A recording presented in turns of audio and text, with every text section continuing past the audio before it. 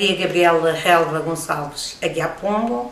Nasci a 28 de fevereiro de 1952, portanto na próxima quinta-feira faço 61 anos. Sou natural da Ponta de Sol, nasci numa família muito numerosa, o que me trouxe uma riqueza muito grande em termos de vivência, de luta pelos espaços, pela liberdade, pelos objetos. O meu pai casou 2 vezes, e sou filha do segundo matrimónio.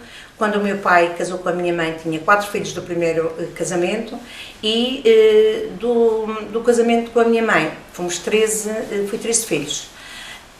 Eu sou a 7ª, portanto fico no centro. Há uma predominância feminina, os meus pais tiveram mais filhas do que filhos, e isto também marcou muito a nossa vivência, porque as mulheres da minha família são mais interventivas, são mais frontais do que os rapazes. Não quer dizer que os meus irmãos também não sejam pessoas que pensem com alguma capacidade de justiça, mas são muito ponderados. Ficam mais para a retaguarda, nós damos muito mais a cara.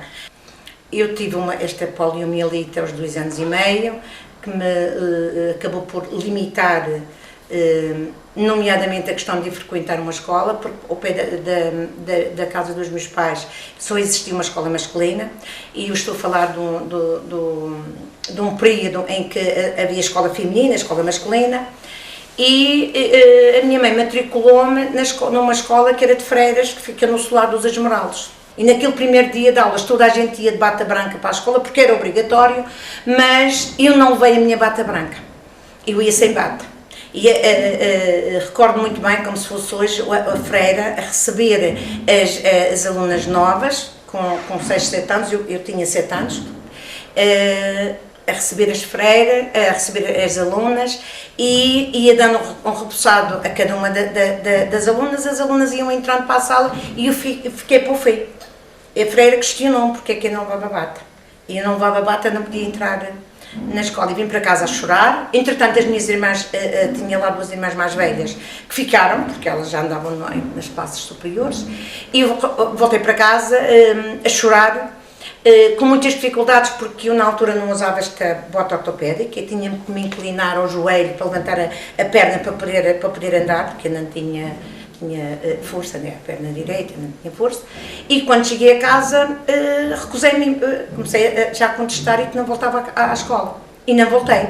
Portanto, regressei à escola aos 8 anos, com quase 8 anos, e fui para a escola masculina que ficava ao pé da minha casa. Eu era clandestina. Recordo e guardo de uma forma muito positiva uma posição que ele tinha em relação às filhas, às mulheres, que era, meu pai dizia, vocês têm que estudar, porque a vossa luta, a vossa independência passa pelos estudos. Os homens, em qualquer parte do mundo, arranjam trabalho. Podem emigrar e arranjam trabalho. As mulheres não. E outra coisa que o meu pai dizia, que nunca iria dar o sim a uma filha para casar, isto é, nunca ia permitir que uma filha casasse com a menoridade, porque não queria que a filha ficasse submetida ao homem, ao marido. As minhas irmãs, e todas elas e eu, estudamos mais do que os rapazes, precisamente porque havia esta mentalidade em casa. Entretanto, houve o período em que eu tive a minha deficiência motora, levou-me também a um tratamento, estive ausente dos estudos e depois retomei os estudos já com 14 anos. Fiz o chamado segundo ciclo, portanto o primeiro ciclo do Liceu, e aproveitamos aquilo que eu posso dizer a prata da casa, que eu já tinha irmãs professoras, e foram elas que nos deram formação, foram as nossas professoras em casa, para nós virmos depois ao Funchal fazer o exame do 2º ano do Liceu. Atendendo à minha idade, eu já não pude frequentar no 2º ciclo dos liceus, corresponde agora ao 7º ano, o Liceu. E eu estudei com mais 2 irmãs. portanto elas podiam frequentar o liceu, eu não, e então optamos, eu e a Guida, que foi quem me acompanhou, é mais nova do que eu, mas acompanhou no meu percurso de estudante, viemos frequentar a escola industrial, e então éramos boas alunas. Eu tenho, isto não é com nenhum orgulho, mas fui boa aluna. E fui boa aluna e fui interventiva, cheguei a ser chefe de turma, que é hoje a delegada de turma, e fui chefe de turma, e cheguei a desafiar situações que considerava injustas enquanto aluna. Em 73, eu tive que deixar de dar aulas no colégio clandestino, e acompanhei a minha irmã, que na altura estava a fazer medicina, ela estava grávida, e fui para Lisboa com ela. E aproveitei, enquanto estive em Lisboa, aproveitei estudar, fazer o 7º ano, até que corresponde hoje ao 12º ano, num externato, ficava na zona de Benfica, e foi nesse externato que eu fui contactando com situações que levavam-me a pensar. Recordo-me bem, um professor que eu tive, matemática, que ele era uma pessoa muito triste, muito calada, e só depois do 25 de abril de 74, porque eu estava em Lisboa em 74, estava a frequentar ainda, ele, ao nos dar explicações, que ele depois reunia lá à tarde, lá no colégio, nós íamos para uma sala, e ele deixou os sinais, ele tinha sido um preso político. Gostava de falar também de um percurso de vida, da família, e que tem a ver com a morte da minha irmã. Há uma história em relação à Lombada da Ponta de Sol, que tem a ver com a luta pelas águas. A população da Lombada e Lugar Baixo revoltou-se. Em 1962, desde maio até agosto, permaneceram de noite e dia no cabo da levada a guardar a sua água para impedir que essa água fosse canalizada para a água para a levada da Junta Geral, que é a levada do Governo.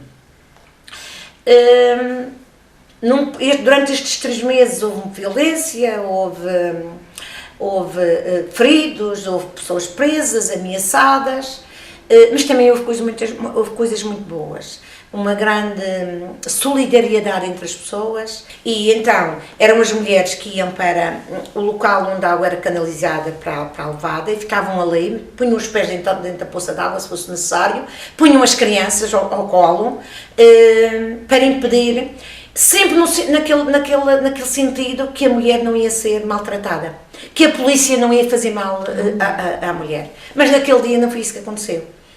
Sãozinha chegou, juntou-se ao grupo das mulheres que lá estava, pôs a mão no ombro de uma vizinha e disse: graças a Deus, perdi um sapato, mas já cheguei. E de repente caiu com um tiro que foi dado na cabeça e faleceu. Ao longo do percurso até 74, a morte da Sãozinha, a luta das águas, foi sempre conversa na minha casa. Havia sempre essa conversa e sempre a esperança de onde ia o povo da Lombada poder ficar com a sua água, poder gerir, porque a morte da Sãozinha não podia ser em grave. Isso, felizmente, só aconteceu depois de se dar o 25 de Abril. Eu estava em Lisboa em 74. Estava em Lisboa e vivi mais de perto aquelas ruas cheias as ruas com militares, aquela alegria das pessoas, falava-se com pessoas que não se sabiam quem era, mas falava-se, o cravo vermelho nas mãos das pessoas. Regressei à Madeira, já mesmo em 74, passei a estar presente sempre que havia qualquer coisa que tinha a ver com a defesa dos direitos do povo. No verão de 74, vamos começar a tomar consciência que a vida do camponês é uma vida de escravo. E isto vai fazer com que, em 75, a altura em que os camponeses iam preparar as canas para fazer a entrega no Inter, começamos a sensibilizar as pessoas, os camponeses, e aqui já não foi um movimento só da Lombada da Ponta de Sol, envolveu vários concelhos, envolveu toda a Ponta de Sol, porque ao lado das terças da Ponta de Sol também havia muita cana, envolveu a Ribeira Brava, envolveu Machico, envolveu Santa Cruz e envolveu Funchal. Começámos a ter uma série de reuniões junto dos camponeses que trabalhavam, cultivavam a cana de açúcar, de forma a reivindicar uma subida do preço da cana. E durante 2 semanas estivemos a ocupar o engenho. Foi uma ocupação muito passiva, de grandes responsabilidades. Homens e mulheres permaneceram ali dia e noite a guardar o engenho, sem haver estragos. Eu acho que foi uma fase também muito importante da minha vida, porque me ajudou a amadurecer e cada vez mais a ver as coisas de uma forma diferente. Saber distinguir o que é simples, o que é justo, e poder pôr de parte ou poder contestar aquilo que na verdade não vai ao encontro dos conceitos de justiça que eu achei que ainda hoje acho, aqueles princípios que ainda hoje eu guardo e que alimento e faço questão de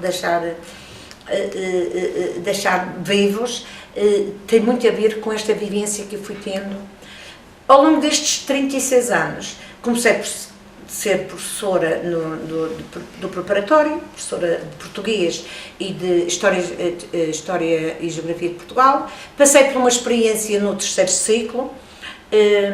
Durante 14 anos lecionei História no 3º ciclo, o 7º, 8º e 9º ano. Eu fui, desde criança, o facto de ter uma deficiência, eu não fui educada nem criada como a deficiente, a cambada. E fui tratada, eu esquecia-me, ainda hoje esqueço-me que tenho esta deficiência, porque no seio daquela família a Gabriela também tinha as suas tarefas, e eram tarefas idênticas às que as irmãs faziam, os irmãos. Portanto, não fui educada diferente pelo facto de ser deficiente. Isto fez com que eu fosse ao mesmo tempo que ia crescendo e ia-me formando, fui lutando pelos espaços e criar o tipo de vida que eu achei que era próprio, traçar o caminho que eu achei que era o mais indicado para o meu percurso de vida. Consegui profissionalmente, mas também gostava de constituir família. Portanto, namorei com todas as outras, casei,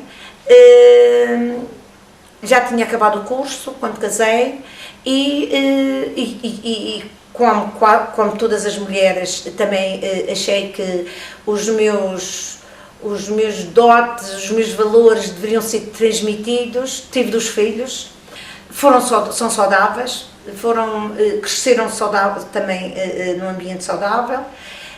Fui tentando incutir nos meus filhos aquilo que eu achava que era o melhor, mas dando sempre uma liberdade de escolha. Eu considero que a felicidade são determinados momentos. Uma pessoa nunca é feliz, nem nunca pode ser feliz enquanto houver injustiças, enquanto houver situações que nos deixam com o coração a bater, com a lágrima ao canto do olho. Nos agarrar a essas vitórias e continuar a construir nesta escalada, nesta vida, neste caminho que nós traçamos, continuar a lutar e a conseguir. Nós temos objetivos, temos valores, temos princípios com valores e temos que ter objetivos para os conseguir. Nem que fiquemos isoladas, mas temos que conseguir. Às vezes já os